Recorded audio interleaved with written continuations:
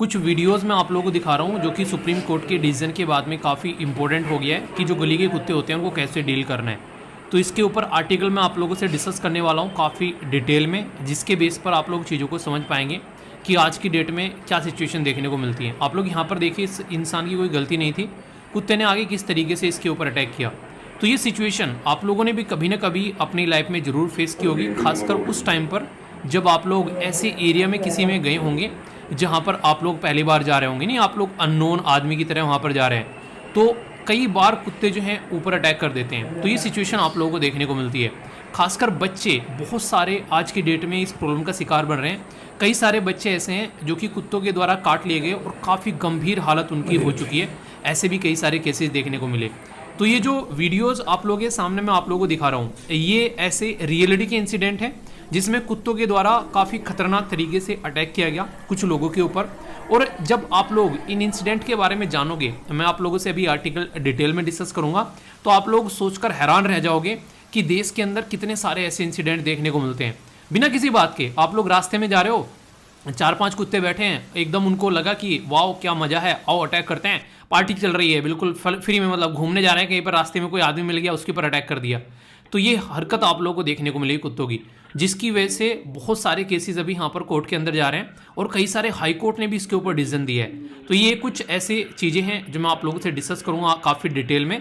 और अगर आप लोग एक एनिमल लवर भी हैं तो भी आप लोगों से यहाँ पर एग्जाम में या फिर इंटरव्यू में भी आप लोगों से क्वेश्चन पूछा जा सकता है। तो काफ़ी सारी बातें डिस्कस करेंगे काफ़ी अच्छे से। सबसे पहले तो आप लोग ये बताओ, क्या आप लोग कभी ऐसे किसी इंसिडेंट का शिकार बने हो कि कुत्ते ने काट लिया हो आपको किसी या फिर आपके किसी सगे संबंधी को?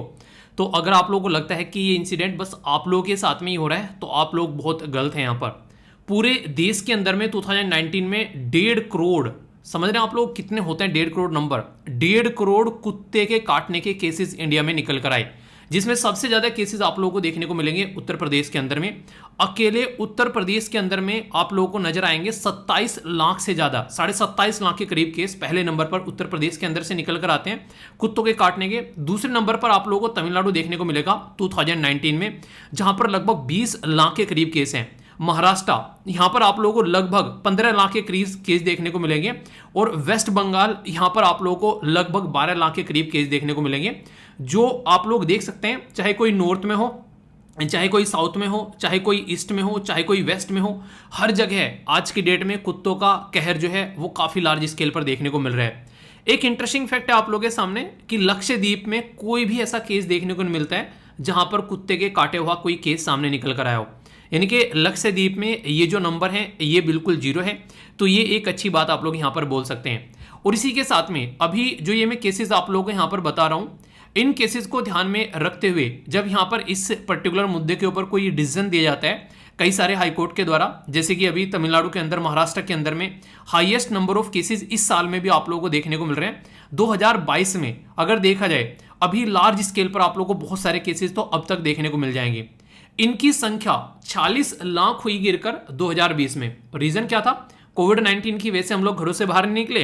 अब जब घरों से बाहर नहीं निकल रहे हैं तो कुत्ते तो घर में आने से रहे भाई साहब काटने के लिए कि हाँ चलो घर में जाते हैं, काटते हैं इस इंसान को, ये इंसान फ्री बैठा हुआ है। तो 2020 में इनकी संख्या कम देखने को मिली और 2020 से पहले इनकी संख्या जो थी और भी ज़्यादा थी। मुझे लग रहा है शायद 2 लाख के करीब आप लोगों को देखने को मिलेगी इससे पहले।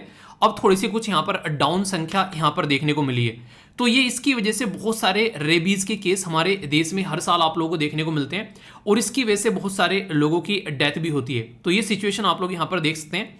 अभी यहाँ पर इनको कैसे कंट्रोल करना है तो उसके ऊपर यहाँ पर बात की जा रही है। अगर यहाँ पर एक और इम्पोर्टेंट बात, अभी यहाँ पर जब सुप्रीम कोर्ट के अंदर में यहाँ पर एक पिटीशन गई, खासकर केरला और मुंबई के अंदर में जब यहाँ पर बात की गई कि जो ये गली के कुत्ते हैं इनको कैसे टैकल करना है, तो सुप्रीम कोर्ट के अंदर जब पिटीशन गई यहाँ पर केरला हाईकोर्ट के बाद में और मुंबई हाईकोर्ट के पहले इससे पिटीशन ऑलरेडी जा चुकी थी कि जो कुत्तों का प्रकोप है इससे कैसे बचना है। तो इसके ऊपर काफ़ी इंपॉर्टेंट डिसीजन निकल कर आता है सुप्रीम कोर्ट का। हालांकि ये जो डिसीजन है ये यहाँ पर आप लोगों को कंप्लीट डिसीजन नहीं देखने को मिलेगा, अभी इसके बारे में और भी बात की जाएगी आगे भी। सबसे पहले तो यहाँ पर ये बोला गया कि एक बैलेंस आप लोगों को बनाना पड़ेगा कि एनिमल राइट यानी कि कुत्तों का भी राइट है और इसी के साथ में सेफ्टी ऑफ द पीपल यानी कि जो लोग हैं उनकी सेफ्टी के बारे में बात की जाती है। तो इसके ऊपर यहाँ पर एक इंपॉर्टेंट डिसीजन दिया गया और यहाँ पर बोला गया कि कोई ना कोई सोल्यूशन यहाँ पर एडमिनिस्ट्रेशन को निकालना पड़ेगा। सेंटर और स्टेट गवर्नमेंट कैसे इसके ऊपर काम कर सकती है, उनको फोकस यहाँ पर देना पड़ेगा। क्योंकि जो इंपॉर्टेंट बात यहाँ पर निकल कर आती है वो ये है, जो कि सोचने लायक मुद्दा भी है। सुप्रीम कोर्ट के द्वारा यहाँ पर ये बोला गया एक बात की यहाँ पर सोचते हुए कि अगर आज की डेट में कोई एक ऐसा इंसान है जो कि कुत्तों को पाल रहा है, कुत्तों को खाना डाल रहा है, कुत्तों को कुछ खिला रहा है, और वो कुत्ता किसी के ऊपर अटैक कर देता है, तो ये रेस्पॉन्सिबिलिटी उस इंसान की होगी जिस इंसान ने उस कुत्ते को पाला है। ऐसे भी यहाँ पर बातें आप लोगों को देखने को मिल रही हैं। क्या ये डिसीजन सही है? अगर आप लोग इसको बोले तो क्या ये आप लोगों के लिए डिसीजन सही है? अगर आप लोगों से पूछा जाए, केरला गवर्नमेंट के द्वारा भी यहाँ पर एंटी रेबीज वैक्सीनेशन ड्राइव जो है अभी रिसेंटली स्टार्ट की गई थी, जिसमें कुत्ते के काटने के इतने सारे इंसिडेंट आ रहे थे सामने, तो कैसे यहाँ पर रोका जाए ताकि जो लोग आज के डेट में इस प्रॉब्लम का शिकार बन रहे हैं उसका सोल्यूशन निकाला जा सके। तो ये कई सारे मुद्दे आप लोगों को यहाँ पर देखने को मिलेंगे। अभी इसके ऊपर और भी बातें डिस्कस होंगी और भी यहाँ पर बातें आएंगी निकलकर, क्योंकि सुप्रीम कोर्ट ने अभी पूछा है गवर्नमेंट से कि कैसे यहाँ पर इसका सोल्यूशन निकाला जाना है। अब मान लीजिए जो मुझे पर्टिकुलर इस डिसीजन के अंदर एक थोड़ी सी खामी लगी कि जो इंसान उसको कुत्ते को रोटियां खिला रहा है, जो उसको पाल रहा है, एक तो होता है दो तरीके कुत्ते आप लोग देखिए। एक कुत्ता ऐसा होता है जो कि जैसे कि घर पर आप लोग देखिए, तो घर पर कुत्ता आता है रोटी खाने के लिए, तो उसको रोटी डाल दी जाती है, घर में जो भी दूध छा मट्ठा वगैरह उसको दे दी जाती है। एक तो ये तरीका आप लोगों को देखने को मिलेगा। और ये कुत्ता जो है किसी को बाहर जाकर अगर काट लेता है, तो यहां पर क्या ये हमारी रेस्पॉन्सिबिलिटी होगी कि हमने इस कुत्ते को रोटी क्यों डाली?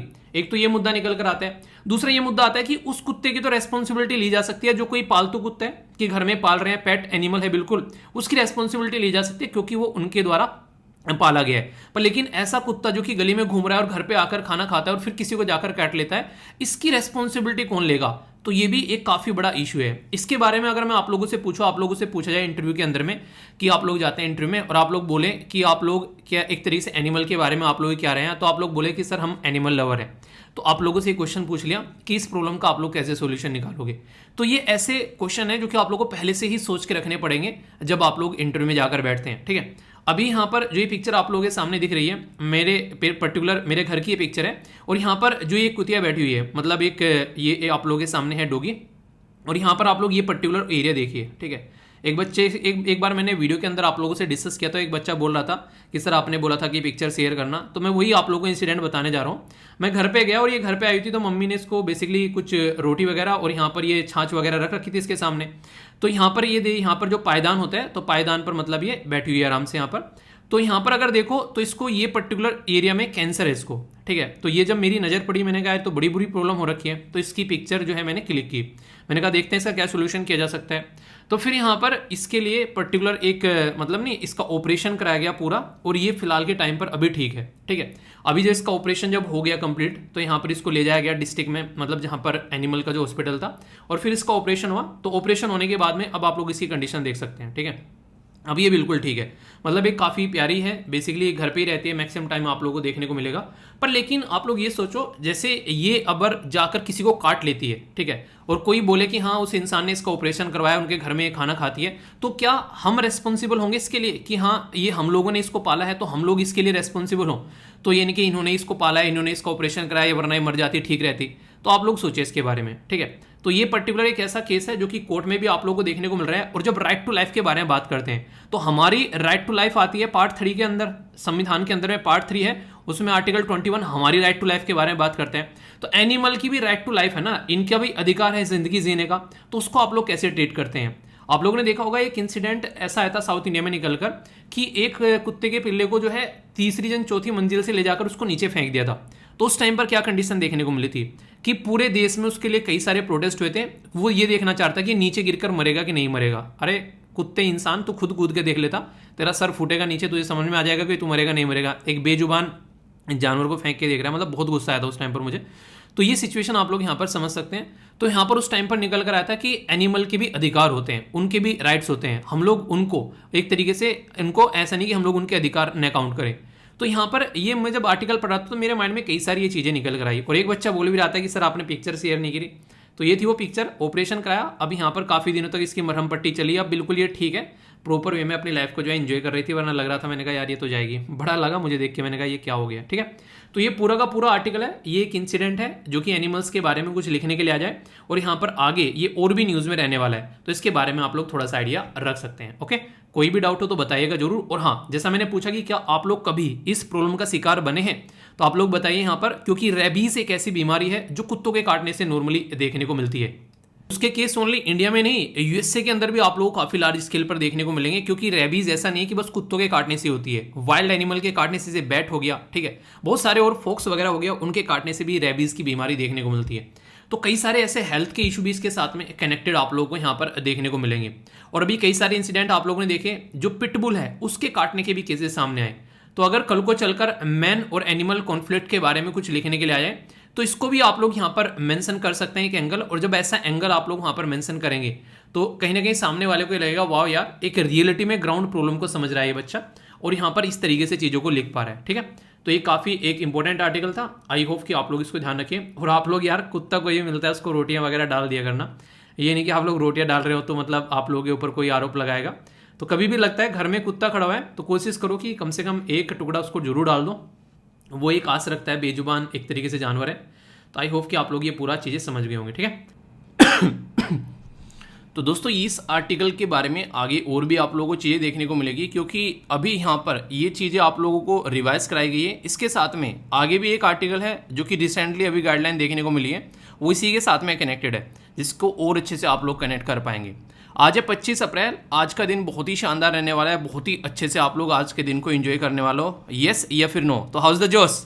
तो सबसे पहले तो जय हिंद, अच्छे से लाइफ को एंजॉय करिएगा। कोई भी डाउट, दिक्कत, परेशानी हो, उसको बिल्कुल वहीं पर ही ख़त्म करके आगे बढ़ना है। तो सबसे इंपॉर्टेंट बात यार आप लोगों को ये देखने को मिलेगी कि जैसे जैसे एग्जाम पास में आ रहा है तो आप लोगों को प्रॉब्लम नज़र आ रही है, पर लेकिन इन रियलिटी में आप लोगों को क्या करना है, अपनी प्रॉब्लम पर ध्यान न देते हुए जो सामने अपॉर्चुनिटी है उसके ऊपर ध्यान देना है। ठीक है, तो कोशिश करो थोड़ा सा अपने आप को सही डायरेक्शन में लेकर चलने की। बाकी इसके अलावा सबसे इंपॉर्टेंट बात यह है कि आप लोग अपने दिन को स्टार्ट कैसे करते हैं। जो मॉर्निंग में सही टाइम पर उठ जाता है वो अपने दिन को शानदार तरीके से लेकर चलता है, और जो मॉर्निंग में ही लेट हो जाता है फिर तो पूरे दिन जो है वो लेट लतीफ़ चलता है। तो एटलीस्ट कोशिश करो कि मॉर्निंग में जो टाइम डिसाइड किया था उस टाइम आप लोगों को जरूर उठना है। तो कौन कौन उसे टाइम उठाए जिस टाइम डिसाइड किया था, बताना जरूर। ये सबके बस की बात नहीं होती है, अगर आप लोग कर पा रहे हैं तो बहुत बड़ी बात है। ठीक है, कौन कौन कर पा रहा है बताना जरूर। इंपॉर्टेंट पर्सनैलिटी है यहाँ पर, बताइए इनका नाम क्या है। शायद ही कोई इनसे ज़्यादा न्यूज़ में होगा फिलहाल के टाइम पर। देखता हूँ कौन कौन सही आंसर देता है। बाकी आज ही के दिन वर्ल्ड मलेरिया डे भी है, जो कि 25 अप्रैल को सेलिब्रेट किया जाता है अवेयरनेस फैलाने के लिए। मलेरिया से रिलेटेड जो बीमारी होती हैं उनको कैसे कंट्रोल करना है। और सबसे इंटरेस्टिंग चीज़ क्या है, ये जो मलेरिया डे जो है, ये पहले ऐसे नहीं कि वर्ल्ड मलेरिया डे सेलिब्रेट करना स्टार्ट कर दिया। अफ्रीका कॉन्टिनेंट में ये प्रॉब्लम इतनी ज़्यादा है कि मच्छर जनित बीमारी से दुनिया भर के लोगों की जान जाती थी। तो वहाँ पर उन्होंने अवेयरनेस फैलाने के लिए ये डे को सेलिब्रेट करना स्टार्ट कर दिया। तो जैसे उन्होंने इस डे को सेलिब्रेट करना स्टार्ट कर दिया, अफ्रीका गवर्नमेंट के द्वारा ये काफ़ी लंबे समय तक चलाते रहे, तब जाकर वर्ल्ड लेवल पर आंखें खुली कि ऐसा तो कोई वर्ल्ड डे होना चाहिए। तो फर्स्ट टाइम इन्होंने यहाँ पर 2001 से सेलिब्रेट कर दिया था, 2008 में इनको आँख खुले इनके कि हाँ यार ये तो इंटरनेशनल लेवल पर सेलिब्रेशन होना चाहिए। तो फिर इन्होंने भी इसको सेलिब्रेट करना स्टार्ट कर दिया। कब किया यहाँ पर? जब 60वीं सेशन हुआ था वर्ल्ड हेल्थ असेंबली का 2007 में, उन्होंने बोला कि अफ्रीकन डे को अब चेंज कर कर वर्ल्ड मलेरिया डे हम लोग बनाने जा रहे हैं। ठीक है, तो ये अपने आप में काफ़ी इंपॉर्टेंट बात थी। Time to deliver zero malaria, invest, innovate और इम्प्लीमेंट, ये काफ़ी ज़्यादा जरूरी होते हैं। किसी भी चीज़ को अगर आप लोगों को जीरो पर लेकर आना है तो उसमें आप लोगों को इन्वेस्टमेंट करना पड़ेगा। जीरो मतलब आप लोगों को चीज़ खत्म करनी है, आप लोगों को इनोवेटिव आइडिया लेकर आने पड़ेंगे, क्योंकि जो आइडिया अब तक थे उससे खत्म नहीं हुआ है। और फिर इम्प्लीमेंटेशन सबसे ज़्यादा जरूरी है। आप लोगों ने टाइम टेबल बना लिया कि हाँ यार हम लोगों को क्या करना है, अपना ये टाइम टेबल फॉलो करना है। और मैं तो ये बोलूँगा फिलहाल के टाइम पर एक छोटा सा सजेशन है, अगर आप लोग मान पाओ इसको। आप लोगों के पास में मोबाइल, सबके पास में मोबाइल को थोड़ा साइड में रख दो फिलहाल, अपनी स्टॉप वॉच लेकर आ जाओ। ठीक है, उसमें टाइम सेट करो 1 घंटे का कि हाँ एटलीस्ट पूरा 1 घंटा बैठना है, और स्टॉप वॉच का इस्तेमाल करो। मोबाइल को थोड़ा दूर रखो, क्योंकि मोबाइल जितना पास में रहेगा उतनी दिक्कत आप लोगों को देखने को मिलेगी। तो एक छोटा सा इन्वेस्टमेंट आप लोग कर सकते हैं। ठीक है, इसी के साथ में इनोवेटिव आइडियाज़ क्या है, अपने शरीर को समझो थोड़ा सा, कितनी देर के लिए हम लोग बैठ पा रहे हैं, कितनी देर के लिए हमको गैप देने की जरूरत है, उसके बेस पर चीज़ें अच्छे से लेकर चलोगे। और इम्प्लीमेंट करना ही करना पड़ेगा, जो भी शेड्यूल आप लोग बना रहे हो इम्प्लीमेंट नहीं करोगे तो फिर चीज़ें ऐसे ही चलती रहेंगी। ठीक है, तो ये था एक इम्पोर्टेंट डे।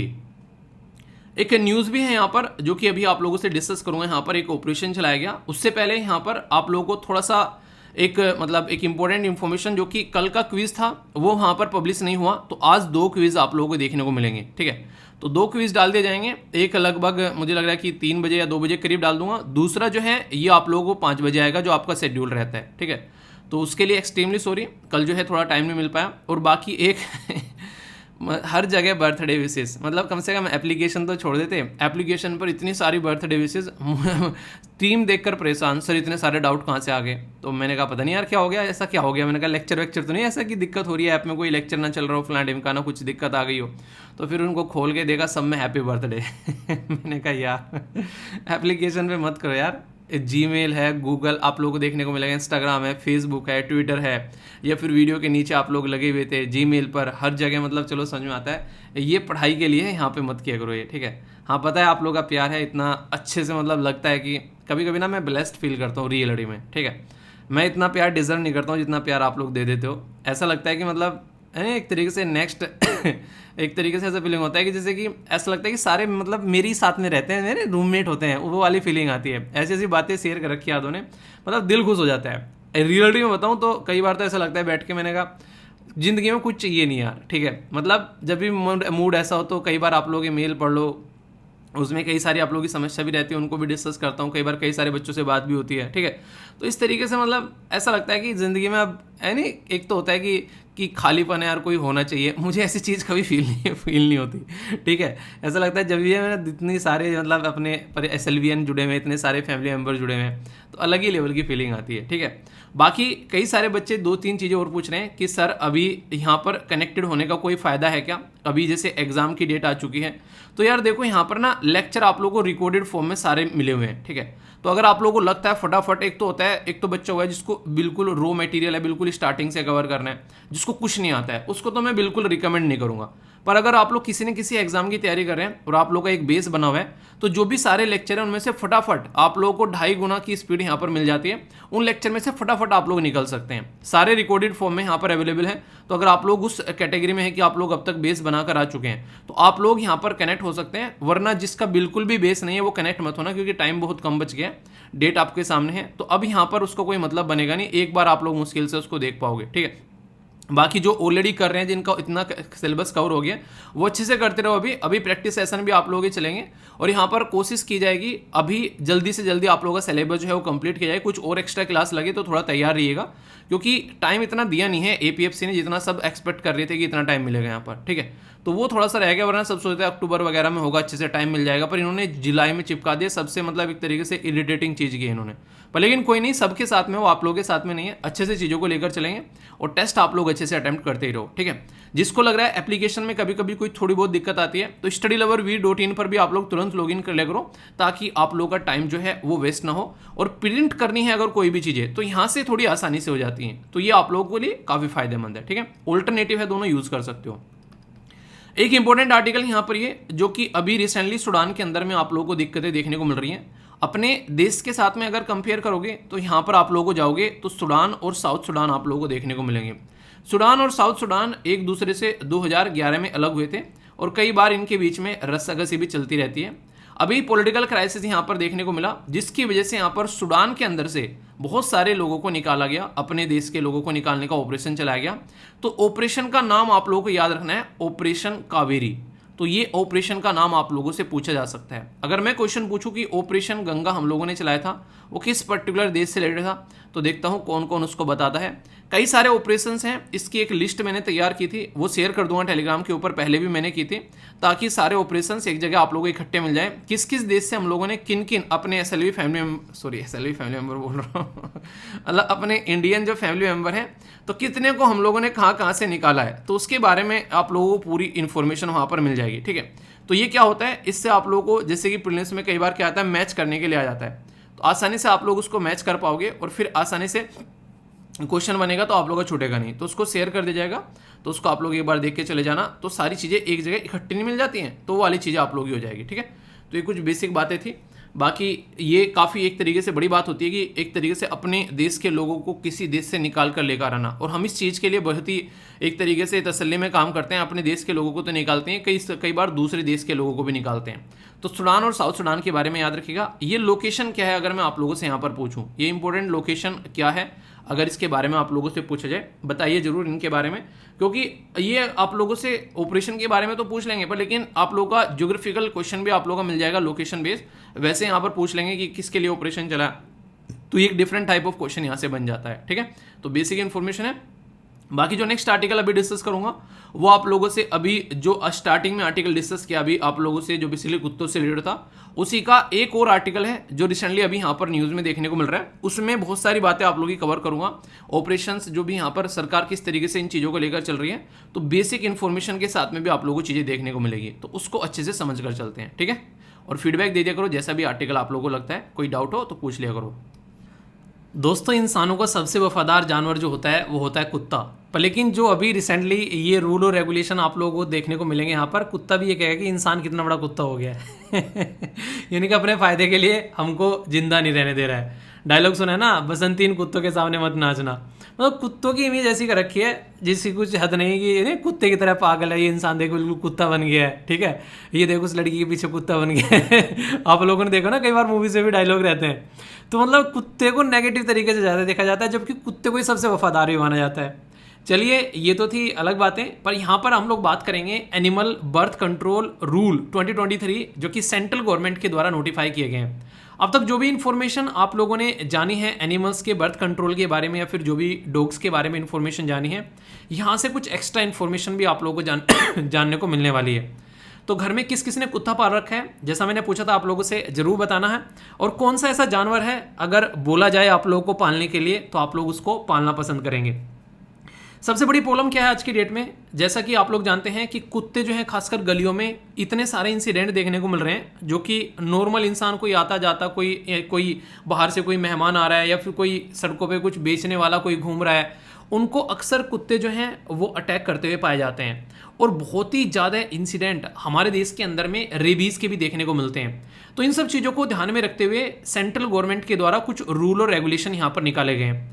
आप लोगों को एक बात बताऊं, मैं यहाँ पर कई बार मैंने आप लोगों से डिस्कस किया है जूनोटिक बीमारी के बारे में। जूनोटिक बीमारी समझते हैं ना, वो बीमारी जो जानवरों से इंसानों में फैलती है उसको जूनोटिक बीमारी बोलते हैं। यहाँ पर जो बीमारी के बारे में बात कर रहा हूँ मैं, रेबीज़ बीमारी के बारे में बात कर रहा हूँ, जो कुत्तों के काटने से इंसान में रेबीज़ बीमारी जो फैलती है, तो उसके बारे में यहाँ पर बात की जा रही है। ये भी एक तरीके की जूनोटिक बीमारी है, और जो इसका वायरस है वो है रेबीज़ वायरस। रेबीज़ वायरस जो है वो यहाँ पर आप लोगों को कुत्ते, बिल्ली, इसी के साथ में मोंकी, इन सब में देखने को मिल सकता है। सबसे खतरनाक चीज़ क्या देखने को मिलती है यहाँ पर कि ये जो बीमारी है 100% फैटल है, यानी कि जिस इंसान को ये बीमारी हो जाए तो ये बोलते हैं कि कुत्ते की मौत मरता है वो, और इसका 100% वैक्सीनेशन भी है, यानी कि 100% इसका इलाज भी है। तो दोनों ही चीज़ें आप लोगों को यहाँ पर देखने को मिलती है। तो ये बहुत ही इंपॉर्टेंट है यहाँ पर कि खासकर वो जानवर जो हमारे बीच में रहते हैं उनके बारे में भी हम लोग को सोचना पड़ेगा। और इसीलिए वर्ल्ड हेल्थ ऑर्गेनाइजेशन का एक कॉन्सेप्ट था जो मैंने आप लोगों से डिस्कस किया था, जिसमें हमारे द्वारा बात की गई थी कि वन हेल्थ, और इसी के साथ में जो वन हेल्थ और वन वर्ल्ड के बारे में हम लोगों ने बात की थी। यानी कि ये दुनिया में जिसको भी आप लोग काउंट कर लें, एक इन्वायरमेंट में हम लोग रहते हैं, हम इंसान हो गए, उसी के अंदर सारे जानवर हो गए, उसी के अंदर जो है हमारा इन्वायरमेंट हो गया, पेड़ पौधे फूल पत्तियां हो गए, तो सबका ध्यान रखना पड़ेगा। एक इंटरेस्टिंग चीज़ बताऊं आप लोगों को, आप लोग को अगर मैं बोलूं कि आप लोगों को एक वर्ल्ड क्लास एथलीट बनना है, तो आप लोग ऐसा नहीं कि आप लोगों को मैं बोलूं कि आप लोगों को वर्ल्ड क्लास लेवल का क्रिकेटर बनना है या फिर आप लोगों को एक गोल्फ प्लेयर बनना है, तो आप लोग बस गोल्फ खेल खेल के अपने आप को वर्ल्ड क्लास का प्लेयर बना सकते हैं, कभी हो ही नहीं सकता। मैं आप लोगों को बोलूं कि आप लोगों को टॉपर बनना है, तो आप लोग बस पढ़ पढ़कर टॉपर बन जाए, कभी हो ही नहीं सकता। ऐसा क्यों बोल रहा हूं? ऐसा इसलिए बोल रहा हूं कि अगर आप लोगों को टॉपर बनना है तो आप लोगों को अपनी हेल्थ के बारे में भी ध्यान रखना पड़ेगा, आप लोगों को एक्सरसाइज के बारे में ध्यान रखना पड़ेगा, अपना स्लीप पैटर्न आप लोगों को सुधारना पड़ेगा, अपने को एक बैलेंस डाइट देनी पड़ेगी, वाटर इनटेक यानी कि पानी जो आप लोग ले रहे हैं उसका भी आप लोगों को टेक केयर करना पड़ेगा। ये सारी वो चीजें हैं जो आप लोग पैरेलल में लेकर चलोगे, तब जाकर आप लोग टॉपर बन पाओगे, क्योंकि हेल्दी रहना जरूरी है, माइंड का शांत रहना जरूरी है, टेंशन से बचना जरूरी है, तब जाकर इंसान जो है वो अपने सारे गोल अचीव कर पाता है। इसलिए अक्सर आप लोगों ने देखा होगा जो टॉपर होते हैं ना, वो हर एक फील्ड में आप लोगों को अच्छे नजर आएंगे। मतलब वो आप लोगों को हेल्दी भी देखने को मिलेंगे, कई बार वो आप लोगों को और भी कई सारे काम करते हुए नजर आते हैं। मतलब एक तरीके से जो अच्छे लेवल पर है वो एक तरीके से दूसरे आयाम में भी आप लोगों को अच्छा नजर आएगा। जैसे कि रोनाल्डो को देख लो, अपने गेम में शानदार है बंदा, उसकी हेल्थ देख लो बंदे की, उसका डिसिप्लिन देख लो बंदे का। ऐसे ही आप लोग सचिन तेंदुलकर साहब के बारे में बात करो, तो ऐसे ही आप लोग किसी और प्लेयर के विराट कोहली साहब के बारे में बात करो। मतलब जो फिट है वही हिट है, और यही आप लोगों को एग्जाम में भी फिट बैठता है। तो इसलिए जरूरी है कि सबको साथ में लेकर चलना। तो वन हेल्थ वन वर्ल्ड की जब हम लोग बात करते हैं तो सबका साथ, सबका विकास और सबका विश्वास वाली बात यहां पर आ जाती है। सबसे बड़ी प्रॉब्लम पता है क्या है? जो कुत्तों से काटने की जो प्रॉब्लम के बारे में मैं आप लोगों से डिस्कस कर रहा हूं, मैंने आप लोगों से पहले भी बात की थी। इससे ज्यादातर लोगों की डेथ हो जाती है। इनकी अगर कुत्ता किसी को काट ले और उसको प्रॉपर उसको वैक्सीनेशन न मिले तो 99% जो ह्यूमन डेथ जो है वो रेबीज की वजह से यहां पर देखने को मिलती है जब कुत्ता काट लेता है। पर इन 99 को अगर आप लोग मान लो सीधा सीधा कैलकुलेशन करने के लिए 100% की कैटेगरी में रखो, यानी कि 100 अगर लोगों को कुत्ते की काटने से डेथ होती है तो उसमें से 36 जो लोग हैं वो अकेले इंडिया से मारे जाते हैं। तो यानी कि हमारे देश के लिए ये एक बहुत बड़ी समस्या है। और उसका रीजन क्या है? गली में जो आवारा कुत्ते घूमते हैं वो है इसका रीजन। जबकि उनको मेडिकेशन दी जा चुकी है पर फिर भी यहां पर प्रॉब्लम आप लोगों को देखने को मिलती है, क्योंकि ये जो बीमारी है, इसका जो वायरस है वो इंसान के शरीर में पनपता रहता है। और जैसे ही वो चीज़ें बढ़ती हैं और कोई इसको इग्नोर कर देता है तो ये और ज़्यादा तगड़े तरीके से उस पर कंट्रोल करता है। मैं एग्जैक्टली साउथ इंडिया की एक मूवी का नाम रिकॉल नहीं कर पा रहा हूँ, पर रिसेंटली अभी वो मूवी मैंने देखी थी। उसमें एक बच्चे की माँ की डेथ हो जाती है, तो वो बदला लेने के लिए क्या करता है, उस पर्टिकुलर इंसान से एक कुत्ते के मुंह में चाकू डालता है ले जाकर, जो कि कुत्ता काफी ज्यादा खतरनाक था, और उस चाकू से उस इंसान को क्या करता है, थोड़ा सा कट लगा देता है उसके शरीर में।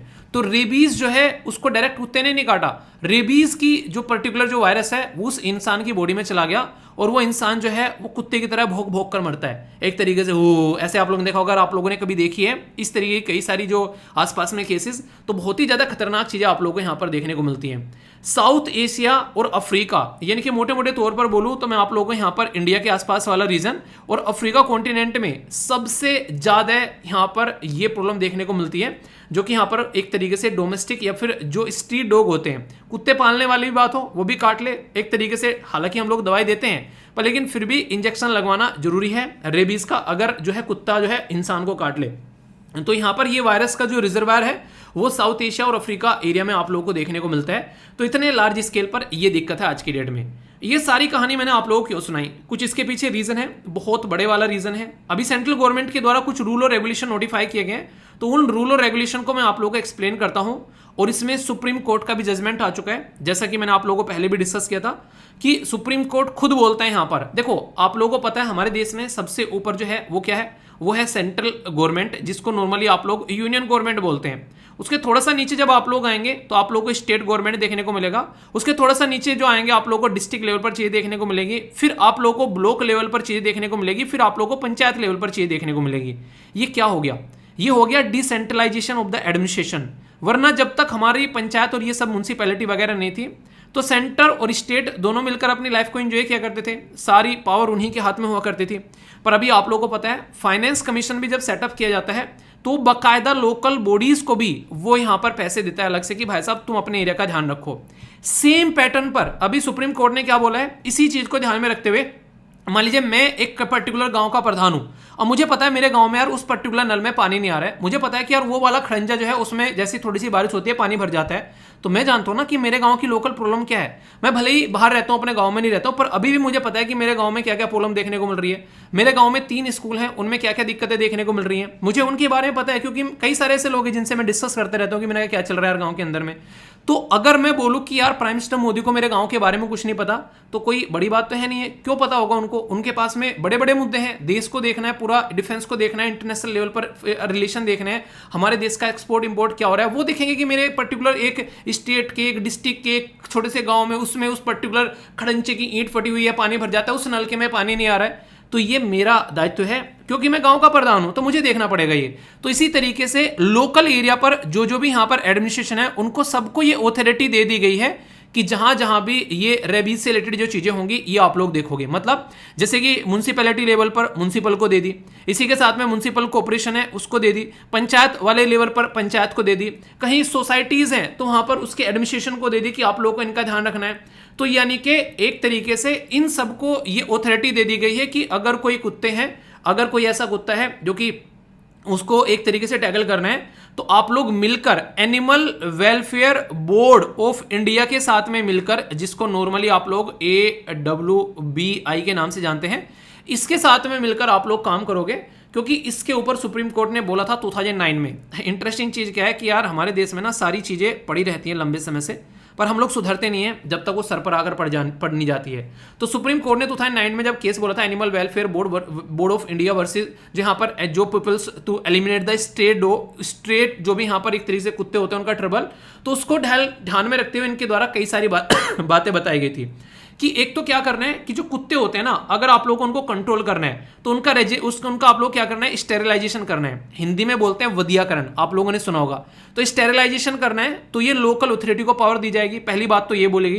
कहीं पर एसोसिएशन है, अपार्टमेंट ओनर है, तो उनको ये चीज देखने को मिलेगी। ठीक है, इसी के साथ में जो इंपॉर्टेंट मुद्दा आप लोगों को देखने को मिलेगा, यहां पर कोई भी काम क्रुएलिटी के साथ में नहीं करना है। आखिर जानवर भी यार एक तरीके से जानवर ही है ना, इंसान भी एक तरीका जानवर ही है ना, उनकी भी लाइफ है, उनको भी जीने का अधिकार है। तो स्टेरिलाइजेशन यानी कि वधियाकरण भी अगर उनका करना है ताकि वो बच्चे पैदा न कर सकें, तो भी आप लोग को इस तरीके से करना है कि उसमें क्रुएलिटी न देखने को मिले। ये देखने को मिलेगा। एंटी रेबीज प्रोग्राम आप लोग को चलाने हैं। एंटी रेबीज प्रोग्राम जो आप लोग चलाओगे उससे क्या होगा, अगर कल को चलकर लोगों को कुत्ता काट लेता है या फिर कोई भी इस तरीके की कंडीशन बनती है तो उनको प्रोटेक्ट किया जा सकेगा।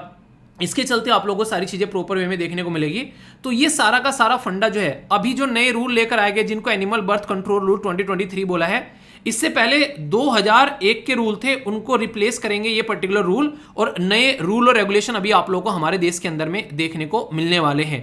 आप लोगों को मैंने डिस्कस किया था कि अगर कोई इंसान कुत्तों को फीड करता है तो उसके बारे में बोला गया कि अगर प्रोवाइड करता है एक तरीके से, जैसे नहीं कहीं पर्टिकुलर पार्क है, अगर पार्क है उस पार्क में बहुत सारे कुत्ते रहते हैं, ठीक है, पर लेकिन नॉर्मली इधर उधर घूमते रहते हैं, वो अपने अपने एरिया में जा रहे हैं, घूम रहे हैं, मजा ले रहे हैं, अलग अलग नुक्कड़ चौराहे पे अपना अपना एरिया वो नहीं बैठा रखा है कि मेरा एरिया है कुत्तों नहीं आएगा, नहीं कहते कुत्ते का एक अक्सर मूवी में डायलॉग सुना होगा कि ये मेरा एरिया है, कुत्तों का एरिया हुआ करता है, साम्राज्य तो शेर का हुआ करता है। ठीक है, तो अलग अलग एरिया में घूमते रहते हैं, पर लेकिन जब उनको पता है कि कोई रोटी डालने आएगा सारे वहां पर इकट्ठे हो जाएंगे, और कई बार तो आपस में कुत्ते जो हैं वो रोटियों के लिए लड़ते भी हैं। सोचो वो किसी पार्क में यहाँ पर कोई उनको रोटियां खिला रहा है और उस पार्क में कई सारे बुजुर्ग हैं, कई सारे बच्चे हैं, और वो कुत्ते आपस में लड़ पड़े और आपस में लड़कर इतना भयानक रूप उनका हो गया कि किसी को काट भी लिया। तो इसको ध्यान में रखते हुए यहां पर बोला गया अगर किसी भी कुत्ते को फीड करना है तो ये ध्यान रखना है कि वहां पर कोई बच्चा या सीनियर सिटीजन न हो। अगर फीड करना है तो फीडिंग टाइम ऐसा रखो कि वहां पर कम से कम लोग जो है उस पर्टिकुलर एरिया को उस टाइम पर विजिट कर रहे हो, और एनिमल बर्थ कंट्रोल के साथ मिलकर यहां पर अगर किसी का आप लोगों को चीजें करनी है तो वहां पर भी उसको भी मतलब एक तरीके से देखिए दो स्पेशलाइजेशन होती है ना, इसको उसको साथ में लेना बनता है, उनको पता है कि चीजों को कैसे हैंडल करना है। तो ये भी यहां पर एक तरीके से रूल के अंदर में बाकायदा मेंशन किया गया है, तो ये काफी इंपॉर्टेंट है। और ये सारी की सारी चीज किस हिसाब से हो रही है, animal birth control dog rule 2001 था, उसको चेंज कर अब 2023 आ गया है, और सारी चीज किसके हिसाब से हो रही है, prevention of the cruelty animal act 1960 इसके हिसाब से हो रही है। और ये सारी की सारी चीजें जो है इंप्लीमेंट की जानी है, जो मैंने भी आप लोगों से यहां पर भी डिस्कस की हैं। तो ये चीजें आप लोगों को यहाँ पर देखने को मिलेगी। देखिए हो सकता है कई सारे लोगों को लगे यार कुत्ता तो बिल्कुल ऐसा होता है जैसे घर का प्राणी हो, जो पालते हैं उसके साथ में बहुत ही अच्छे से कनेक्टेड होते हैं, पर इन रियलिटी जिसको काटते हैं उसको दिक्कत होती है, उसको फिर पता भी चलता है। जैसा मैंने आप लोगों के साथ में शेयर भी किया था, जैसे ना जैसे मेरे बाबा हैं, मेरे बाबा जी के भाई थे एक और बाबा, तो उनके जो बाबा जी, जो मेरे बाबा जी सगे थे, उनके जो भाई थे दूसरे बाबा जी, उनकी जो वाइफ थी यानी कि मेरी जो दादी थी दूसरे वाली, उनको पेट में कुत्ते ने काटा था, तो उसकी वजह से उनकी डेथ हुई थी। तो आप लोग समझ सकते हैं यहाँ पर कंडीशन क्या बनती है। तो ये सिचुएशन है, और जबकि वो ऐसा कुत्ता था गलियों में वहीं घूमता रहता था, उसको रोटियां डालते रहते थे, उसको मट्ठा पिलाते रहते थे। तो ये सिचुएशन है यहाँ पर। तो कब कुत्ते का दिमाग खराब हो जाए, उसको कोई इंजेक्शन तो लगे नहीं है गलियों के कुत्ते को वहां पर, तो ये इसको कंट्रोल करना जरूरी है। तो उसके लिए रूल और रेगुलेशन है, क्योंकि अगर देखो हर प्रकृति में बैलेंस बनाना जरूरी है।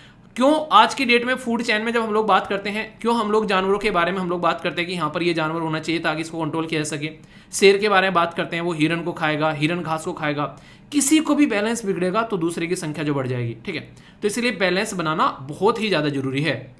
तो इसी के चलते जब हम लोग बात करते हैं तो कुछ फोकस अलग से दिए गए हैं, जैसे कि क्या क्या स्ट्रेटजीज होनी चाहिए ह्यूमन कंपोनेंट की, कि इंसान अगर है तो वो कैसे रख सकता है। जैसे आप लोगों ने कई बार देखा हो, कई सारे कुत्ते होते हैं, कई सारे मरखना कुत्ता है कि हरामी कुत्ता है, एक तरीके से भोंकता है किसी को भी देखकर, तो उसके चेहरे के सामने कुछ ऐसा लगा देते ताकि इधर उधर का ज़्यादा दिखे ना उसको। ऐसे नहीं, जैसे लैंप हुआ करता था, जैसे आप लोगों ने देखा होगा जो लैंप आया करता था वो इस तरीके का हुआ करता था, बहुत सारे कांच के शीशे मैंने फोड़े हैं, ठीक है, जब पढ़ा करते थे सो जाते थे उसको, तो इसके ऊपर में हम लोग एक कागज़ लगा लिया करते थे ताकि आंखों पे रोशनी ना पड़े, ठीक है। तो ऐसा ही एक कुछ ऐसा स्ट्रक्चर बना दिया जाता है इसके सामने भी, ताकि इधर उधर का ना दिखे। तो ट्रेन हेल्थ केयर जो प्रोफेशनल आप लोगों को देखने को मिलेंगे, इसी के साथ में ध्यान रखने वाले लोग देखने को मिलेंगे। इन्फॉर्मेशन और एजुकेशन की बात की जा रही है, अगर कोई भी इंजेक्शन देना है तो इस तरीके से देना है ताकि उनको दिक्कत ना देखने को मिले, वो देखने को मिलेगा। और इसके ऊपर अच्छे से रिसर्च और स्टडी करके अपनी जो एक तरीके से क्या क्या उसका इलाज होना चाहिए उसके ऊपर भी फोकस देने की बात की जाती है। कुछ और फैक्ट्स एंड फिगर यहाँ पर डाले गए हैं कि वायरस कैसे ट्रांसमिट होता है, कितने सारे लोगों की जान जाती है, कितना फैटल है यहाँ पर ये। इसी के साथ में वन डे एक तरीके say about 1 death every day यहाँ पर देखने को मिलती है, इसकी वजह से फैटिलिटीज जो होती है उसके बारे में इंफॉर्मेशन दे रखी है। तो ये कुछ बेसिक चीजें भी हैं जिनके ऊपर फोकस देने की बात की जाती है। और वर्ल्ड रेबीज डे जो है वो आप लोगों को पता है 28 सितंबर को यहाँ पर देखने को मिलता है। इसको जीरो करने की बात की जा रही है ताकि आगे से कुत्तों से या फिर दूसरे जानवरों से काटने से बीमारी न देखने को मिले, और ये तब होगा जब इसके बारे में अवेयरनेस फैलाई जाएगी।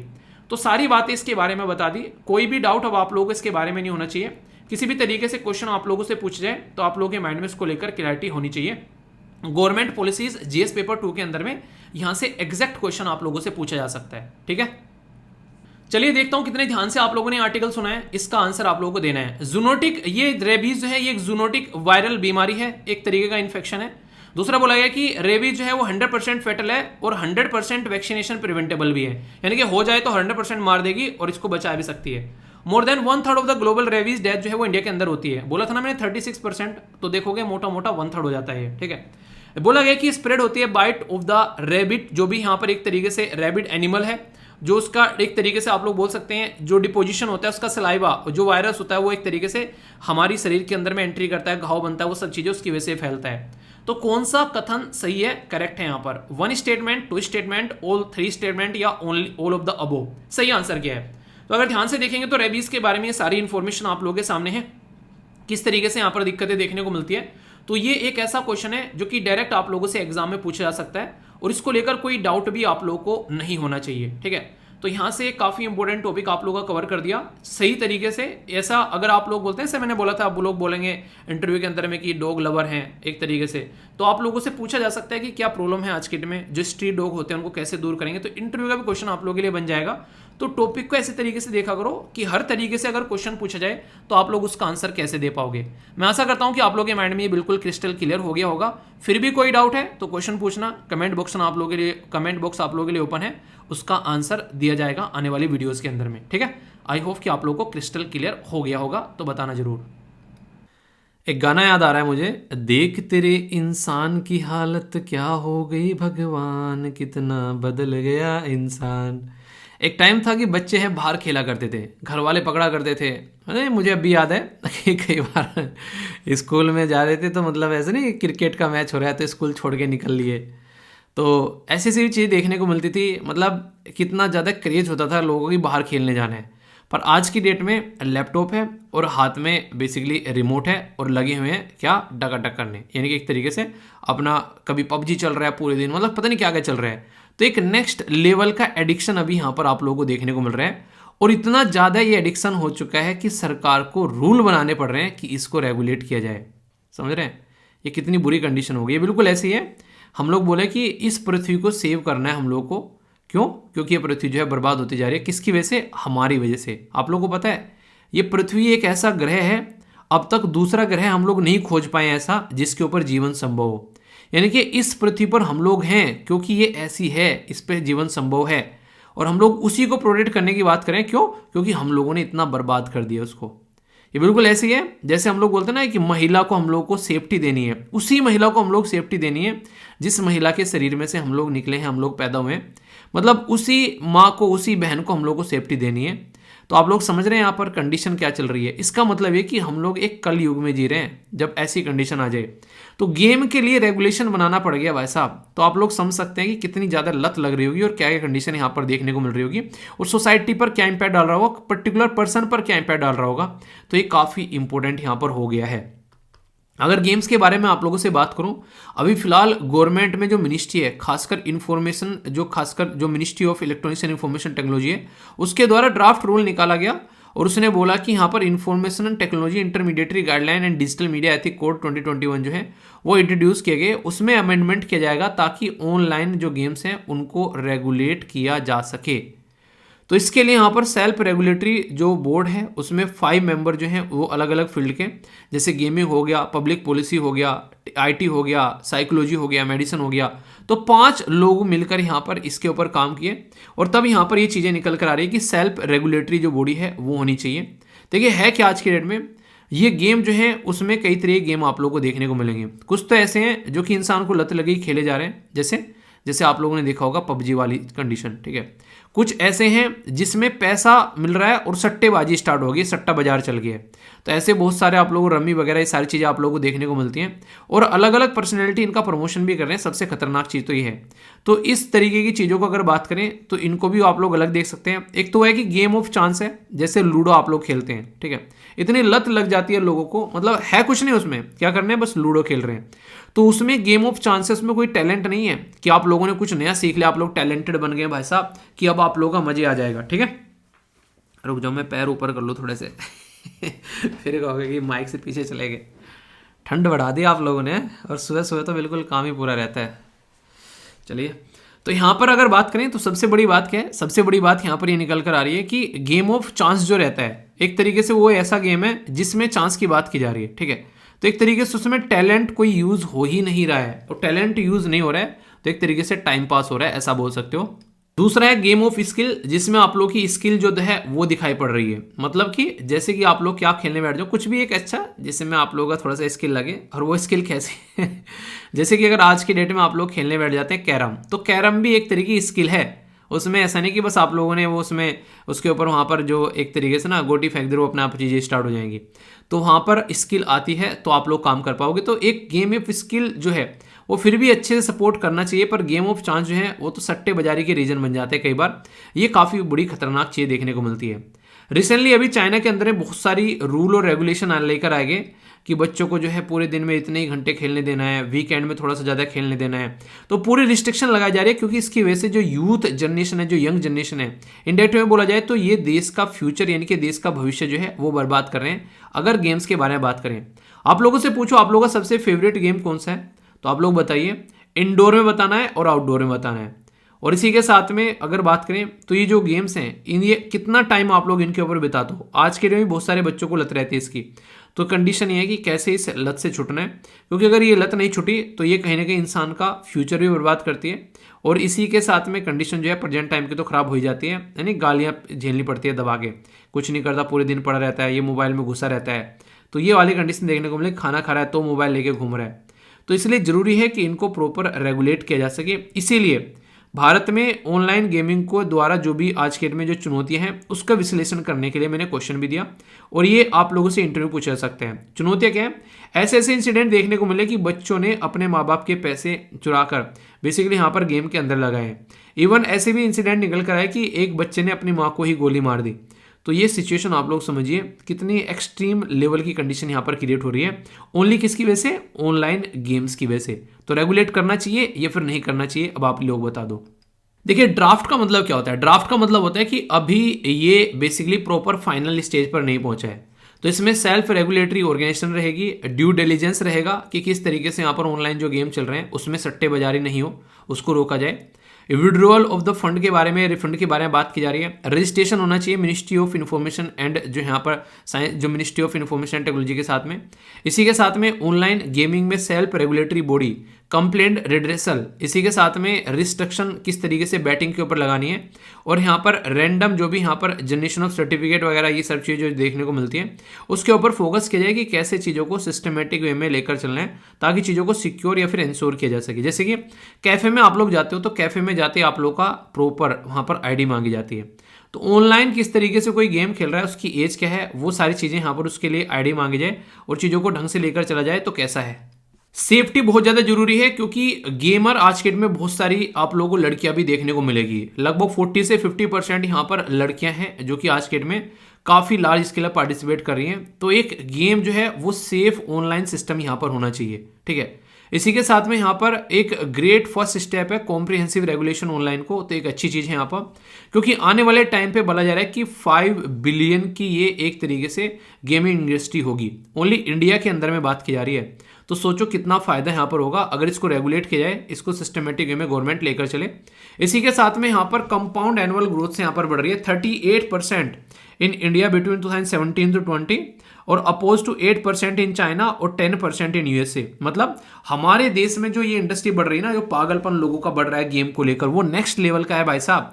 ये बातें यहाँ पर बोली जा रही है और एक्सपेक्ट किया जा रहा है कि यहाँ पर 15% जो है वो रेवेन्यू रीच करेगा, 153 बिलियन रेवेन्यू आने वाले टाइम में। ये रिपोर्ट भी यहाँ पर कई सारी जगह से निकल कर आ रही है, जैसे कि यहाँ पर बात की जा रही है वीसी फिल्म, जिसका नाम है यहाँ पर सीक्विया, इसके द्वारा यहाँ पर ये बातें बोली गई है। तो ये आने वाले टाइम में और ज़्यादा बढ़ने वाला है। तो ये कई सारे चैलेंजेज हैं, ये कई सारे चीज़ें हैं जिसके ऊपर काम करने की जरूरत है। तो ये बातें यहाँ पर इस आर्टिकल में बोली गई है। तो गेमिंग के बारे में अगर बात करें यहाँ पर, तो ये काफ़ी ज़्यादा जरूरी है। आप लोग जो भी गेम खेलते हैं उसके लिए टाइम सेट कर लो और उसके अलावा कोशिश करो कि उसके अंदर एंट्री नहीं करनी है। इससे बहुत सारी चीज़ें आप लोगों को सुधरती नजर आएंगी, वरना टाइम जो है वो इतना बर्बाद होगा कि पता भी नहीं चलेगा और ऊपर से ये लगेगा कि यार फिर फालतू में फ्रस्ट्रेशन होता है कि सारा टाइम बर्बाद कर दिया। तो इस तरीके से आप लोगों को बैलेंस बनाकर लाइफ में चलना है। तो बैलेंस डाइट जैसे अपनी है, ऐसे ही बैलेंस लाइफ होनी चाहिए आप लोगों की, ठीक है। तभी रिजल्ट शानदार आएगा, वरना तो सारी चीज़ें ऐसी की ऐसी रहेंगी। आज तक नहीं चेंज हुई है, आगे कैसे होगी अगर आप लोग एफर्ट नहीं डालोगे। तो एफर्ट डालना बहुत ही ज़्यादा जरूरी है, ठीक है। तो all the best to all of you जो भी इसको मैनेज करने वाला है और अच्छे से लेकर चलना चीज़ों को। नेक्स्ट जो आर्टिकल है काफी इंपॉर्टेंट आप लोगों को हो जाएगा जीएस पेपर 2 और 3 के अंदर भी, गवर्नमेंट पॉलिसीज या फिर बायोटेक्नोलॉजी या फिर साइंस एंड टेक के अंदर भी आप लोग नॉर्मली इसको बोल सकते हैं। ये काफी इंपॉर्टेंट ऐसा पोर्शन है जिससे ऑलरेडी एग्जाम में भी क्वेश्चन पूछे जा चुके हैं। क्वेश्चन भी दिखाऊंगा, टॉपिक भी डिटेल में डिस्कस करूंगा और इसके साथ में जो भी जहां जहां पर भी डाउट होगा वो आप लोग पूछना, ताकि आगे कोई भी डाउट आप लोगों को न रहे। बात की जा रही है डिपार्टमेंट ऑफ बायोटेक्नोलॉजी, जिसको डीबीटी आप लोग बोलते हैं, उसके द्वारा इशू की गई गाइडलाइन, ताकि आने वाले टाइम में अगर कोई रिसर्च करना चाहता है जेनेटिकली मॉडिफाइड क्रॉप्स यानी कि जीएम क्रॉप्स के लिए, तो आसानी से कर सके, उसको कोई ज़्यादा दिक्कत नहीं देखने को मिले। यानी कि एक तरीके से जीएम क्रॉप में अगर कोई रिसर्च या स्टडी करना चाहता है तो उसको सपोर्ट प्रोवाइड कराया जा रही है, ताकि हमारे देश में भी चीज़ें जो है वो सही डायरेक्शन में आगे बढ़ सके बिना किसी टेंशन के। पहले कुछ बेसिक बातें मैं आप लोगों को बताता हूँ। आखिर यहाँ पर ये जो जीन एडिटिंग टेक्नोलॉजी होती है, इनकी रिक्वायरमेंट क्या है, या फिर हम लोग जो जेनेटिकली मॉडिफाइड क्रॉप जो बनाते हैं उनकी रिक्वायरमेंट क्या है। तो इसके बारे में अगर आप लोगों के माइंड में कंफ्यूजन नहीं रहेगा तो आप लोग चीज़ों को अच्छे से समझ पाएंगे। जैसे मान लीजिए कोई एक पर्टिकुलर बच्चा है, उसको कोई पर्टिकुलर बीमारी होगी और वही बीमारी जो थी उसके माँ बाप को थी। इस बच्चे को ये बीमारी होगी, आगे ये बच्चा बढ़ा और बढ़ने के बाद में इसकी शादी हुई, इसके खुद के बच्चे हुए और वो बीमारी जो है इसके बच्चों को भी ट्रांसफर हो गई। सेम पैटर्न आगे देखने को मिला, ये बढ़ा, इसके बच्चे पैदा हुए, वो सेम बीमारी बच्चों को ट्रांसफर होगी। ये एक ऐसी बीमारी है जो कि एक जेनेटिक डिजीज जिसको आप लोग बोलते हो, यानी कि ये दर एक तरीके से आप लोगों को देखने को मिलेगा कि पीढ़ी दर पीढ़ी चलती हुई आगे बढ़ती रहती है। अगर इसका इलाज नहीं किया तो ये ऐसी बढ़ती चली जाएगी और ये पीढ़ी दर पीढ़ी को बर्बाद करती चली जाएगी, अगर ये कोई खतरनाक बीमारी रही तो इसके ऊपर रोक लगाना चाहिए कि नहीं लगाना चाहिए, तो ये जरूरी है, ठीक है। दूसरी इंपॉर्टेंट बात यहाँ पर ये, आज की डेट में आप लोगों को पता है कि पॉपुलेशन जो है वो दुनिया की बढ़ती हुई जा रही है। हमारे अकेले देश में आप लोगों को लगभग 130 करोड़ के करीब लोग देखने को मिल जाएंगे। तो इससे अंदाजा लगा सकते हैं आप लोग कि पूरी दुनिया में पॉपुलेशन बढ़ती जा रही है, पर लेकिन हमारे पास में जमीन उतनी की उतनी है, पृथ्वी एक ही है, उतनी की उतनी रहने वाली है। तो पहले जितनी हम लोग यहाँ पर गेहूं साग सब्जी जो उगाते थे वो वहाँ पर काफ़ी ठीक से हम लोग यूटिलाइज कर पाते थे, काम चल जाता था। पर पॉपुलेशन जैसे बढ़ रही है तो कंस्ट्रक्शन बढ़ रहा है, कहीं बिल्डिंग बना रहे हैं, कहीं कुछ कर रहे हैं, तो इसी तरीके से कम जमीन में ही ज़्यादा पैदावार अगर करनी है तो जेनेटिकली मॉडिफाइड क्रॉप का वर्जन निकल के आया कि कम एरिया में ही अच्छी पैदावार आप लोग कर सकते हैं। इसी के साथ में उसमें बीमारी भी नहीं लगेगी, वरना पहले बहुत सारी फसल जो थी वो बीमारी की वजह से बर्बाद हो जाती थी। तो ऐसी चीज़ों का इलाज ढूंढने के लिए यहाँ पर जेनेटिकली मॉडिफाइड क्रॉप लेकर आए यहाँ पर। अब एक टर्म जो है जिससे क्वेश्चन भी आप लोगों के लिए बन सकते हैं, पहले आप लोग वो समझिए। जिसको आप लोगों को बेसिक चीजें जिसको कहते हैं। डिफरेंस है यहाँ पर दो चीजों में, एक तो बोलते हैं आप लोग जीएम, ठीक है। बेसिकली आप लोगों को मैं समझाना क्या चाह रहा हूं, एक तो बोलते हैं जेनेटिकली मॉडिफाइड, ठीक है, जैसे यहाँ पर ये जेनेटिकली मॉडिफाइड हो गया, एक को बोलते हैं जीन एडिटिंग, और यहाँ पर ये हो गया जीन एडिटिंग। तो दोनों में डिफरेंस क्या है, अगर कोई आप लोगों से पूछ ले तो बड़ा ही बेसिक सा डिफरेंस है, और नाम से भी आप लोग निकाल सकते हैं। इसके अंदर अगर आप लोग बात करेंगे तो यहां पर एडिट करना है। एडिट मतलब कुछ चीजों को काटो और काट के इसको फेंक दो, और फिर यहां पर जो है इसको आपस में, यानी इसको यहां से यहां पर जोड़ दो, इसको यानी कि ये हटाओ, इसको डिलीट कर दो और इनको आपस में जोड़ दो। तो ये हो गया जीन एडिटिंग, यानी कि बाहर का कोई भी माल जो है वो इसके अंदर नहीं लगाया गया है, ये जो इसका ही ओरिजिनल कंटेंट रहा है, बाहर से कुछ भी इसके अंदर ऐड नहीं किया गया है, ठीक है। तो डीएनए के अंदर चेंज हो गया, किसी को कोई बीमारी है तो जीन एडिटिंग टेक्नोलॉजी के थ्रू वो जो बीमारी वाला डीएनए है वो कट कर बाहर निकाल दिया। अब इसी पीढ़ी में ये बीमारी जो है यहीं पर ही रुक जाएगी, आगे आने वाली पीढ़ी के अंदर ये बीमारी नहीं पहुंचेगी, अगर कोई बीमारी पीढ़ी दर पीढ़ी जो है वो चली हुई आ रही है। तो ये आप लोगों को यहां पर बेसिकली ये जीन एडिटिंग टेक्नोलॉजी बेसिकली आप लोगों को यहां पर देखने को मिलेगी। दूसरा क्या हो गया, दूसरा है जेनेटिकली मॉडिफाइड, ठीक है। तो यहां पर बेसिकली जेनेटिकली मॉडिफाइड का क्या मतलब होता है, यहां पर एडिट करना है पर यहां पर मॉडिफाइड करने हैं। आप लोगों ने देखा होगा नॉर्मली पुरानी बाइक है, आप लोगों को मॉडिफाइड करवानी है तो आप लोग क्या करते हैं, उसमें कुछ ना कुछ तो एक्स्ट्रा लगवाते होंगे ना, कि हाँ यार ये लाइट लगवा देना, ये गद्दी थोड़ी सी ऐसी होनी चाहिए, हैंडल थोड़ा सा तिरछा होना चाहिए। गाड़ी भी, आप तो आज के डेट में गाड़ी भी मॉडिफाइड करवाते हैं, इंसान अपने थोपड़े को मॉडिफाइड करवा रहे हैं। आप लोगों ने सुना होगा कई सारी हीरो हीरोइन जो है वो अपने जो लिप्स हैं उनको थोड़ा सा मोटा करा रहे हैं, कोई यहाँ पर अपनी आंखों की भौं को सही करवा रहा है, कोई चेहरे का जो बेसिकली जो देखने का स्ट्रक्चर है उसको चेंज करवा रहा है। तो ये होता है मॉडिफिकेशन, उसमें कुछ ना कुछ एक्स्ट्रा आप लोगों को चीजें लगती हुई नजर आएंगी। तो जब यहां पर इस चीज को हटाया जाता है और हटाने के बाद में इन दोनों को आपस में नहीं जोड़ा जा रहा है, एक्स्ट्रा चीज लाई जा रही है इसके बीच में, तो उसको आप लोग यहां पर क्या बोल देंगे, उसको जेनेटिकली मॉडिफाइड बोल देंगे। तो ये डिफरेंस आप लोगों को यहां पर देखने को मिलेगा, उसमें कोई बाहर का कोई फॉरेन जीन ऐड किया जाता है जेनेटिकली मॉडिफाइड में, पर लेकिन इसमें नहीं किया जाता है जीन एडिटिंग में। तो यहां पर ये जो जीन एडिटिंग के लिए लिखा हुआ है यहां पर CRSPR, तो इसके ऊपर क्वेश्चन पूछा गया था यूपीएससी में, जो कि आप लोगों से मैं डिस्कस भी करूंगा कि ये CRISPR-Cas9 क्या है, यहां पर इसके बारे में पूछा गया था। तो ये एक जीन एडिटिंग कैंची आप लोग बोल सकते हैं जी हाँ, कैंची का यहां पर आप लोगों ने सिंबल भी देखा होगा, यानी कि एक तरीके से जो जीन एडिट किया जाता है यहां पर जो काटा जाता है, तो ये कैंची इस्तेमाल की जाती है इसको कट करने के लिए। आप लोग इस टेक्नोलॉजी को यहां पर एक कैंची बोल सकते हो, ठीक है। क्लस्टर्ड रेगुलेटरी इंटरस्पेस्ड सोर्ट, इसी के साथ में पैलिंड्रोमिक, ये है रिपीट्स। तो ये इसका नाम रखा गया है जो पर्टिकुलर टेक्नोलॉजी, इससे आप लोग बोल सकते हैं। ये काफी ज्यादा इस न्यूज में थी और इसके ऊपर कई बार क्वेश्चन भी पूछे जा चुके हैं, उसके बारे में मैं आप लोगों से बात भी करूंगा।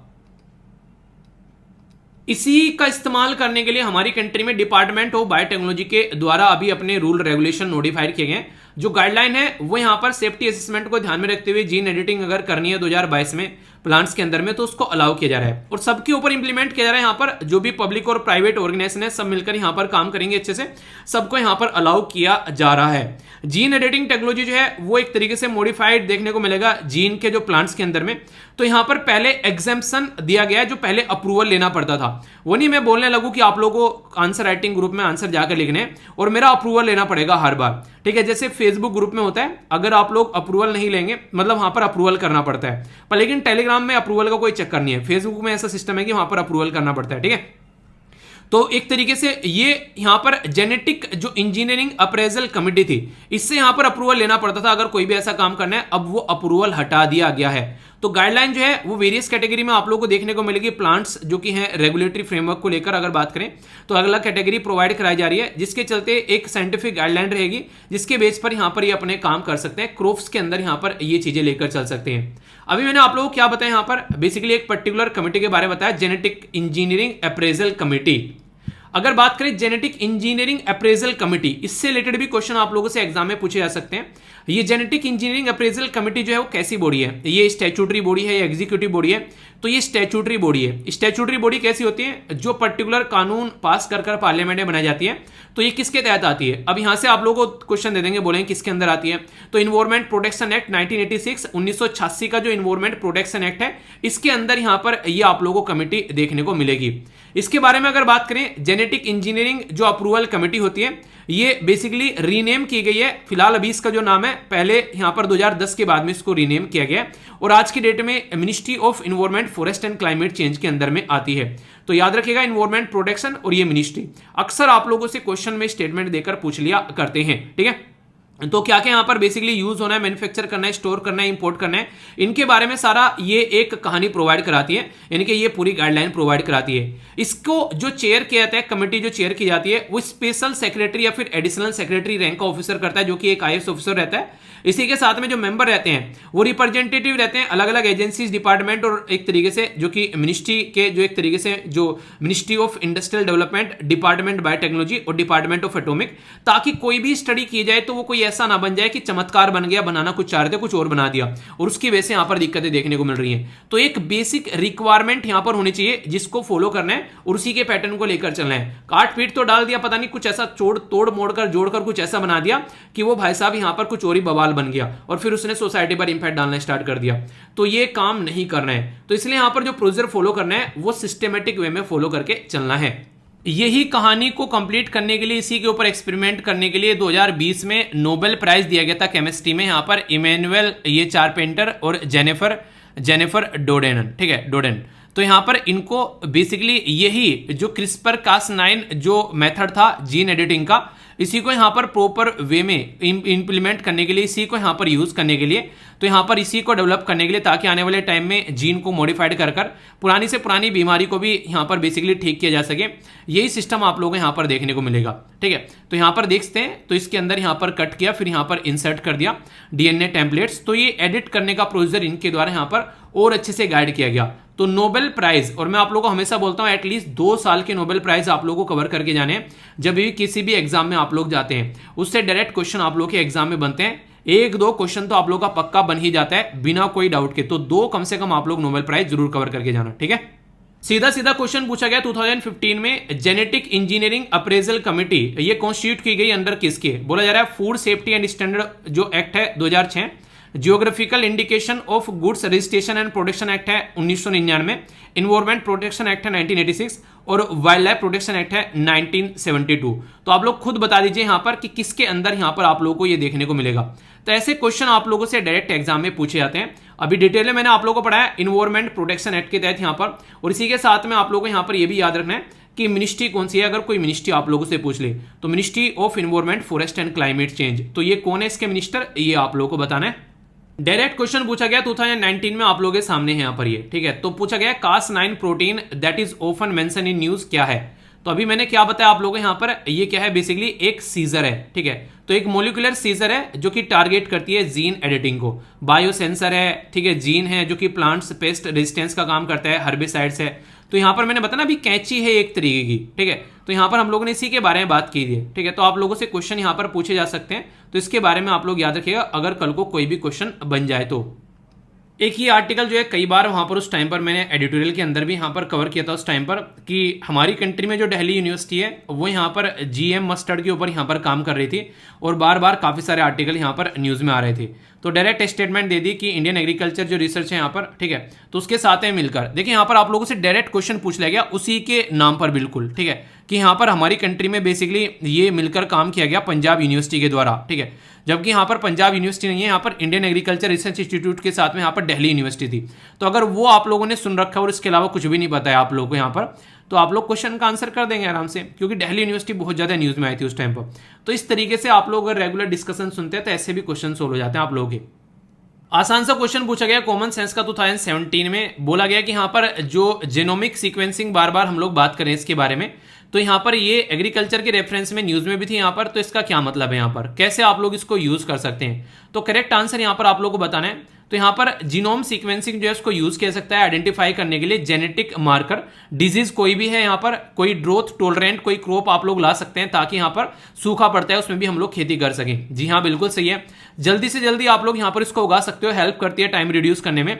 और इसी के साथ में कोई भी ऐसा पैथोजन है उसको आप लोग हटा सकते हो, बेसिकली क्रॉप के साथ में उसका रिलेशन खत्म कर सकते हो, कोई भी ऐसा रोगाणु है तो यहाँ पर, तो ये बोला गया है। जी हाँ, सारे की सारी स्टेटमेंट सही है, कोई डाउट ही नहीं है दूर दूर तक भी। तो क्वेश्चन डायरेक्ट है, बिल्कुल डायरेक्ट भी क्वेश्चन आप लोगों का यहां पर बन सकता है। ये एक्स्ट्रा क्वेश्चन आप लोगों के लिए बनाया गया है। जेनेटिक इंजीनियरिंग अप्रेजल कमेटी के बारे में बोला जा रहा है ये मिनिस्ट्री ऑफ एग्रीकल्चर के अंडर में आती है। क्यों? क्योंकि लग रहा है यार बेसिकली कुछ ऐसे ही काम करते होंगे यहाँ पर। तो पहली स्टेटमेंट मैंने अभी आप लोगों को बताई थी, अगर यही आप लोगों को पता है अकेली तो आप लोग आंसर दे देंगे आराम से यहाँ पर। नहीं, इसके अंदर नहीं आती है भाई साहब, अभी तो बताया आप लोगों को यहाँ पर किसके अंदर आते हैं, ministry of environment forest climate change के अंदर आती है, इन्वायरमेंट प्रोटेक्शन एक्ट को फॉलो करती है, और ये जो स्टेटमेंट दे रखी है बाकी की दोनों बिल्कुल सही है यहाँ पर, ये सारी चीजें यहाँ पर लिखी हुई हैं। तो ऐसे आप लोग समझ सकते हैं। तो आंसर यहाँ पर इसका बी हो गया।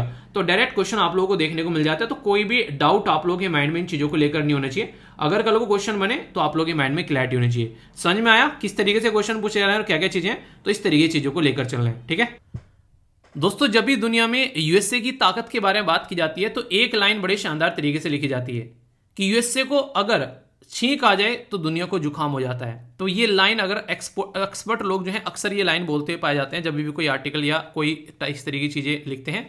उसमें रीजन है क्योंकि यूएसए ने ऐसा दबदबा दुनिया पर बना लिया कि उसके बिना किसी का काम नहीं चलेगा, ऐसी चीजें देखने को मिलती थी। अभी यहां पर ये जो आर्टिकल है ये द हिंदू न्यूज़पेपर के अंदर पब्लिश किया गया, और इंडिया और आज की डेट में मलेशिया के बारे में यहां पर बात की जा रही है कि वो बियॉन्ड द डॉलर जाकर अपना व्यापार यहां पर कर रहे हैं। तो ये काफी बड़ी बात है अपने आप में, इसको आप लोग यहां पर समझ सकते हैं। पहले तो आप लोग यहां पर लोकेशन देखो, ये है अपनी प्यारी कंट्री। यहां से नीचे आएंगे तो आप लोगों को यहां पर मलेशिया देखने को मिलेगा। तो इंडिया और मलेशिया के बारे में बात की जा रही है। एक बच्चे ने बोला सर ये मलेशिया और मालदीव एक ही है क्या? कंफ्यूज मत होना यार, मालदीव जो है वो एक अलग देश है जो कि इंडियन ओशन में आप लोगों को देखने को मिलेगा, और मलेशिया जो है वो आप लोगों को इस साइड में जाओगे तो आप लोगों को देखने को मिलेगा अंडमान एंड निकोबार वाले एरिया के जस्ट आगे आप लोगों को। ठीक है, तो ये एक आसियान देश जो है वहां पर आप लोगों को मलेशिया नजर आएगा। तो दोनों में कंफ्यूज मत होना। कई सारे लोग हैं ऑस्ट्रिया और ऑस्ट्रेलिया में कंफ्यूज हो जाते हैं। तो ऑस्ट्रिया देखोगे तो आप लोगों को यहां पर नजर आएगा जो कि यूरोप के अंदर में है, और ऑस्ट्रेलिया ये अलग एक कंट्री है। तो ऑस्ट्रिया और ऑस्ट्रेलिया में आप लोगों को कंफ्यूज नहीं होना है। ठीक है, तो ये छोटे छोटे पॉइंट होते हैं जो पढ़ाई करना स्टार्ट करते हैं, कई सारे नए नए जो एक तरीके से फील्ड में आते हैं तो उनको लगता है ये चीज़ें कंफ्यूजिंग है, पर लेकिन जैसे जैसे आप लोग चीज़ों को पढ़ते रहोगे ना ये चीज़ें आप लोग को याद होनी स्टार्ट हो जाएंगी। आंख बंद करके भी कोई बोलेगा तो आप लोग समझ जाओगे अच्छा उसके बारे में बात कर रहे हैं। तो टेंशन मत लेना, बस लगे रहो, चीज़ें आसान होना स्टार्ट हो जाती हैं। ठीक है, कोई माँ के पीठ से सीख के नहीं आता यार, सब यहीं से सीखे आगे बढ़ रहे हैं, तो आप भी टेंशन क्यों ले रहे हो। यहां पर बात करूंगा मैं इंटरनेशनल एग्रीमेंट के बारे में। बड़ा ही प्यारा और शानदार टॉपिक है, सुनकर आप लोगों को मजा आएगा कि फिलहाल जो है इंडिया मलेशिया रुपी में व्यापार कर रहे हैं, इंडियन रुपी में इनका व्यापार देखने को मिलेगा, और एग्री हुए हैं यहां पर कि हम लोग किस मैकेनिज्म को लेकर चलेंगे। तो इंडिया और मलेशिया का बायलेटरल जो ट्रेड है वो टच कर रहा है लगभग 19 बिलियन 2021-22 में आप लोगों को देखने को मिल रहा है। जब सारा का सारा माल पानी जो है ये रुपी में स्टार्ट होगा तो एक नेक्स्ट लेवल की चीज आप लोगों को देखने को मिलने वाली है। उसी के बारे में एक्सप्लेन करने के लिए मैं ये आर्टिकल आप लोगों के सामने आया हूं लेकर। इसमें कुछ ऐसी बेसिक चीजें मैं आप लोगों को बताऊंगा जो कि आप लोगों का दिल खुश कर देंगे। अच्छा यार ये भी चीजें हैं, तो आप लोग उस टॉपिक को और अच्छे से कनेक्ट कर पाएंगे। सोचो अभी तो हम लोग डॉलर में व्यापार कर रहे थे, पर लेकिन डॉलर में व्यापार नहीं करेंगे, फिर इसमें व्यापार हम लोग कैसे करेंगे। तो इसके लिए बड़ा ही एक बेसिक सा कॉन्सेप्ट आप लोगों को यहाँ पर देखने को मिलेगा जो कि रिसेंटली काफी ज्यादा न्यूज में भी है। आप लोगों ने सुना होगा नोस्त्रो एंड वोस्त्रो अकाउंट के बारे में। नोस्त्रो एंड वोस्त्रो अकाउंट एक ऐसी टर्म है जो रिसेंटली बहुत ज्यादा न्यूज में आ गई है। इसका एक्सप्लेनेशन भी आप लोग को कई बार देखने को मिला होगा, पर लेकिन कंफ्यूजन रहता है, पर लेकिन अब फिलहाल आप लोग कंफ्यूजन नहीं रहेगा ये पर्टिकुलर आर्टिकल सुनने के बाद में। पहले तो एक टर्म का याद रखिए, नो, यानी कि सामने वाले को हम लोग नो बोल रहे हैं, भाई साहब ये हमारा है, इसको टच मत कर देना। नो का मतलब टच मत कर देना, ये हमारा है यानी कि मेरा है ये। ठीक है, नो मीन्स नो, मैंने नो कह दिया तो नो। तो नोस्त्रो का मतलब याद रखना ओवर्स, यानी कि ये हमारा है। वो नहीं कहते वो खड़ा वहां पर, वो है तुम्हारा, उसको ले लो भाई। ठीक है, वो पड़ी वहां तुम्हारी सामान, उसको उठा ले भाई वहां तक जाके। तो वो क्या हो गया, वो हो गया वोस्त्रो। वो है तुम्हारा, योर्स, वोस्त्रो। पहले तो नाम में कंफ्यूजन रहता है, नोस्त्रो एंड वोस्त्रो। तो नोस्त्रो का मतलब हमारा कि नो टच मत करना, वोस्त्रो का मतलब तुम्हारा, ओए वो पड़ा तुम्हारा, उठा ले वहां से, वो है तुम्हारा। तो ये टर्म पहले आप लोगों के माइंड में क्लियर होना चाहिए। अब ये कॉन्सेप्ट क्या है मैं आप लोगों को यहां पर बताता हूं। जैसे आज के डेट में आप लोग जो है यहां पर बैठे हैं आईसीआईसी बैंक के अंदर में, तो यहां पर इंडिया के अंदर में आप लोग यहां पर बैठे हुए हैं, और यहां पर इंडिया के अंदर में बैठे हुए हैं, और यहां पर आप लोगों को व्यापार करना है किसी ऐसे इंसान से जो कि यूएसए के अंदर में बैठा हुआ है। तो यूएसए के अंदर में एक इंसान है और आप लोग इंडिया के अंदर में हो। तो यहां पर जब हम लोग यहां पर अपना बेसिकली, अब डॉलर तो हम लोग यूज नहीं कर रहे हैं, तो हम लोग लोकल करेंसी में काम कर रहे हैं। तो हम लोग क्या करेंगे, अपना एक अकाउंट जो है हम लोग यहां पर यूएसए के सिटी बैंक में अपना अकाउंट खोल लेंगे। ठीक है, तो इसी तरीके से अगर यूएसए वाले चाहते हैं, कोई यूएसए कोई बिजनेसमैन है वो चाहता है कि हमारे साथ में व्यापार करना है, तो अपना कोई अकाउंट वो जो है हमारे यहां पर खोल लेगा। तो यहां पर एक टर्म है जो आप लोगों को याद रखनी है, वो कॉमन यूज की जाती है। जैसे हमने जब यहां पर अपना अकाउंट खोला तो ये क्या हो गया, ये नो, यानी कि टच मत करना, ये हमारा अकाउंट है, तो ये नोस्त्रो अकाउंट हो गया हमारा। यानी कि हमने जो अपना अकाउंट खोला यहाँ पर, ये हमारा नोस्ट्रो अकाउंट हो गया। ऐसे ही जब कोई इंसान जो है वो यहाँ पर किसका है, न्यूयॉर्क का है, वो सेम बात हमारे लिए बोलेगा कि ओए मेरा अकाउंट है ये नोस्ट्रो अकाउंट है, इसको टच मत करना। यानी कि यूएसए वाले के लिए ये अकाउंट जो हो गया नोस्ट्रो अकाउंट हो गया, हमारा ये नोस्ट्रो अकाउंट हो गया। पर लेकिन सेम जब दूसरी साइड में आप लोग जाकर देखोगे, ये जो अकाउंट हमारा है यहाँ पर, ये हमारा तो नोस्ट्रो है, पर लेकिन यूएसए वालों के लिए ये वोस्ट्रो अकाउंट है। यानी कि वो बोल रहे हैं तुम्हारा अकाउंट है जो हमारे यहाँ खुला हुआ है। ऐसे ही जो उनका अकाउंट हमारे यहां खुला हुआ है, उसको हम बोलेंगे कि ये तुम्हारा अकाउंट है, यानी कि वोस्ट्रो है, यानी कि ये उनका अकाउंट है। यानी कि हम जब उसको देखेंगे तो हम लोगों को वो वोस्ट्रो अकाउंट दिखाई देगा, वो क्योंकि उनका है। पर लेकिन जब वो खुद देखेंगे तो उनको नोस्ट्रो रहेगा क्योंकि वो उनका है। ठीक है, तो ये एक छोटा सा एक कई बार कंफ्यूजन रहता है, पर लेकिन इसको आप लोग इसी तरीके से आसानी से समझिएगा। बेसिक सा कॉन्सेप्ट है, कोई माइंड में कंफ्यूजन इसको लेकर आप लोगों को नहीं होना चाहिए कि मोस्ट्रो एंड जो नोस्ट्रो है, इसमें यही बात है कि नोस्ट्रो मतलब हमारा। हम लोग यहाँ पर यूएसए में खोल लें, हम लोग जापान में खोल सकते हैं, हम लोग चाइना में खोल सकते हैं, जहां पर भी खोलेंगे। तो अभी रिजर्व बैंक ऑफ इंडिया ने कई सारे देश को यह बोला है कि तुम आओ हमारे देश के अंदर में। ठीक है, तो आप लोग आकर अपने देश, हमारे देश के अंदर में अपना अकाउंट, अपना वोस्ट्रो अकाउंट खोल लो। यानी कि हमारी तरफ से तो वोस्ट्रो हो गया, पर लेकिन खुलेगा उनकी तरफ से, जब वो देखेंगे तो उनका नोस्ट्रो होगा। समझ में आ रहा है? बेसिक सा कॉन्सेप्ट है। नोस्ट्रो का मतलब यहां पर सीधा सीधा ये है कि हमारा अकाउंट है, हमारा अकाउंट मतलब उनके बैंक में खुला हुआ हमारा अकाउंट, हमने उनके बैंक में ले जाकर प्रॉपर्टी रख दी, लोकर बनाकर, ओ भाई हमारी प्रॉपर्टी है वो। ठीक है, तो वो हमारे लिए नोस्ट्रो होगी। पर लेकिन कोई उस बैंक का मैनेजर आ गया, कह रहा किसकी प्रॉपर्टी है, कि ये तो वोस्ट्रो है ना, कौन की प्रॉपर्टी है। समझ रहे हैं आप? कंफ्यूजन नहीं होना चाहिए, बहुत ही प्यारा सा कॉन्सेप्ट है और ज्यादा टफ भी नहीं है, बहुत ही आसान सा है। तो जैसे आप लोग अकाउंट के बारे में बातें करते हैं, बिल्कुल ऐसे ही है कि यहाँ बैंक में पैसा रखा है यार, उनका है, तो ठीक है, तो वो बोलेंगे उनका है, पर लेकिन जब हम बोलेंगे उसको कहेंगे, हम क्या कहेंगे, ओ भाई हमारा है ये। ठीक है, तो इस तरीके से आप लोग समझ सकते हैं। तो बड़ा ही प्यारा सा कॉन्सेप्ट है और अभी रिसेंटली बहुत ज्यादा न्यूज में भी है। तो नोस्ट्रो एंड वोस्ट्रो आप लोगों को यहाँ पर कंफ्यूजन में नहीं होना चाहिए। ये क्यों न्यूज में आ रहा है? ये इसलिए न्यूज में आ रहा है क्योंकि हम दूसरे देश के साथ में व्यापार कर रहे हैं रुपी में, और रुपी में जब व्यापार करेंगे तो यहां पर वोस्ट्रो एंड नोस्ट्रो अकाउंट की जरूरत पड़ेगी। तो इसकी वजह से यहां पर ये न्यूज में भी आप लोगों को देखने को मिल रहा है। तो ये एक अलग से छोटा सा कॉन्सेप्ट है जो कि आप लोगों के माइंड में क्लैरिटी लेकर आएगा। और इसके ऊपर याद होगा जब मैंने टेस्ट लिया था आप लोगों का एप्लीकेशन के ऊपर में, तो इसके ऊपर एक क्वेश्चन भी आप लोगों का वहां पर डाला था, याद आ रहा है? किस किस ने उसको सही अटेम्प्ट किया था?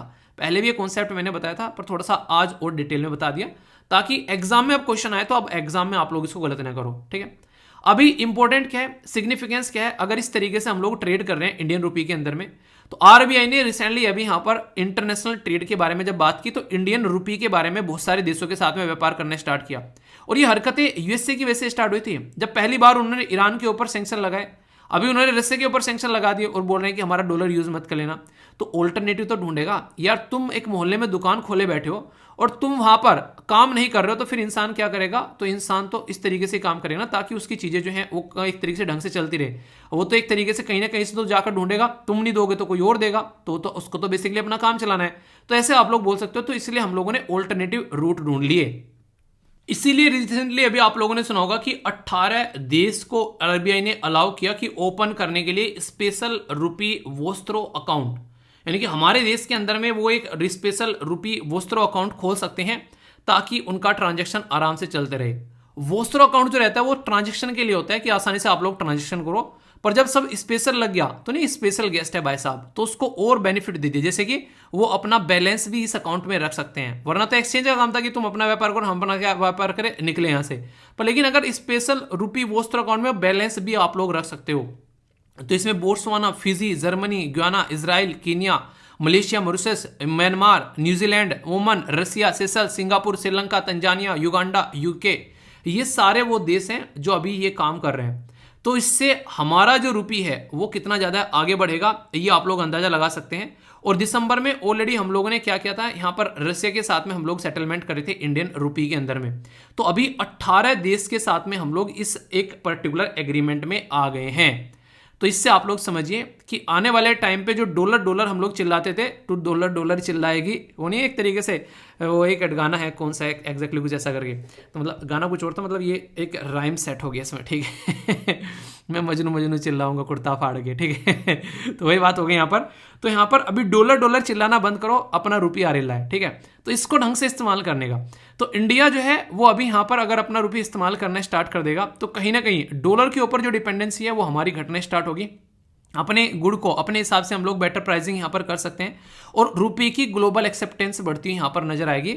यानी कि अगर पहले किसी को रुपये देते तो बोलता कि यार ये क्या है, हम तो नहीं जानते और इसको यूज़ नहीं करेंगे।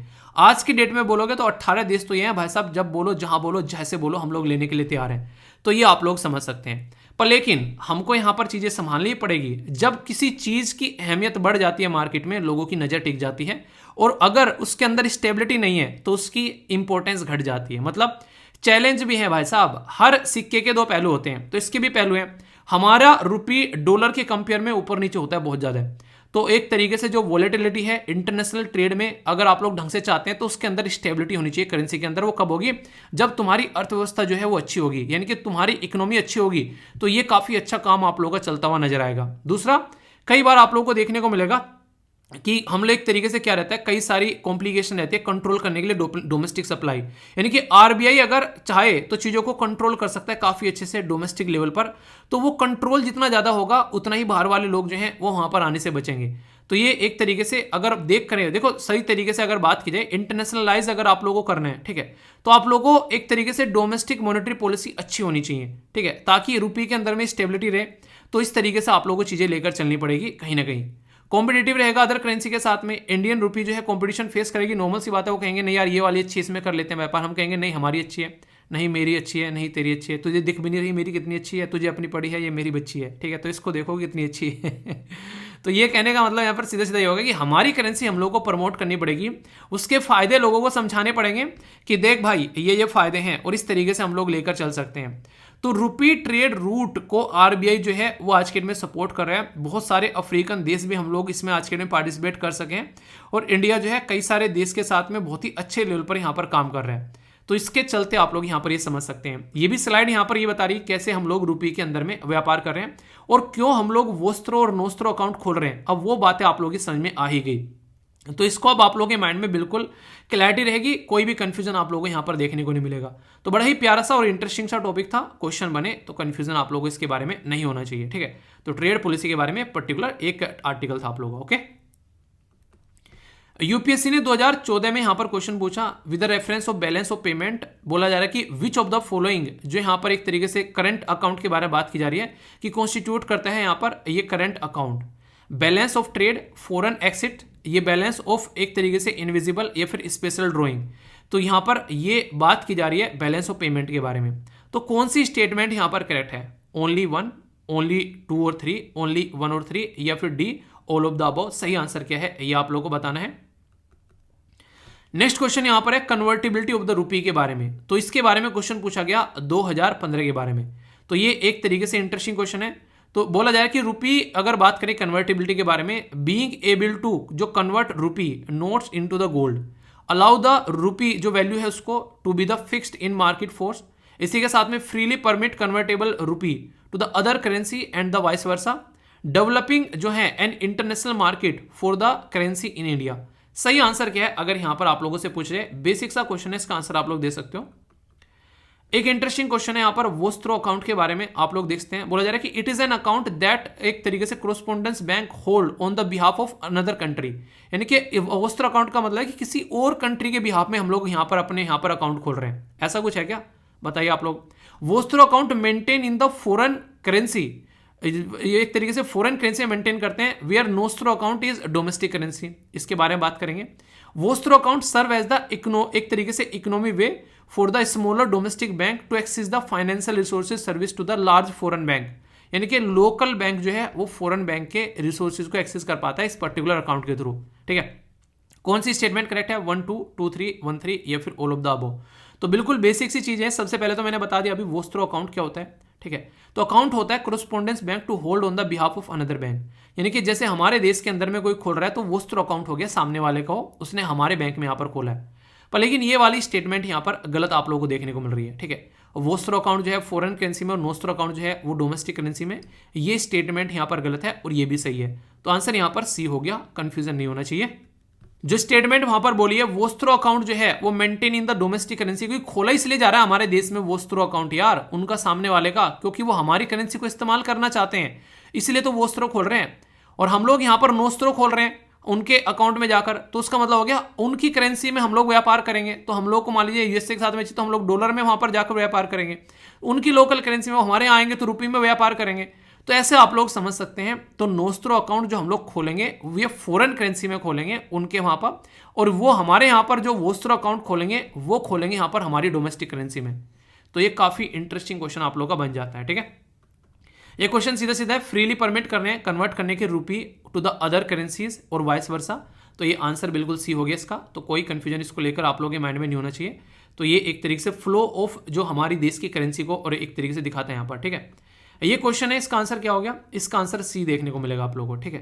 तो ये आंसर यहाँ पर सी हो गया। सी का मतलब क्या हो गया? यहाँ पर सी का मतलब हो गया 1 and 3, और 1 and 3 का मतलब क्या हो गया? बैलेंस ऑफ ट्रेड हो गया, और नेक्स्ट यहाँ पर 3 हो गया बैलेंस ऑफ इनविजिबल, ठीक है। तो ये यहाँ पर आप लोगों को देखने को मिलेगा जब हम लोग बात करते हैं करेंसी इसके करंट अकाउंट के बारे में।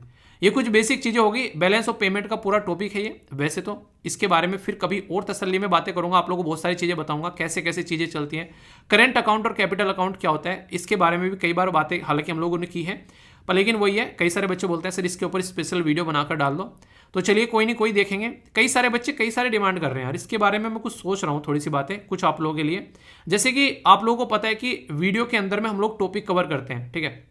जैसे कि अभी हम लोगों ने इससे पहले टॉपिक कवर किया, अभी वोस्त्रो एंड नोस्त्रो अकाउंट वाला टॉपिक कवर हो गया यहाँ पर।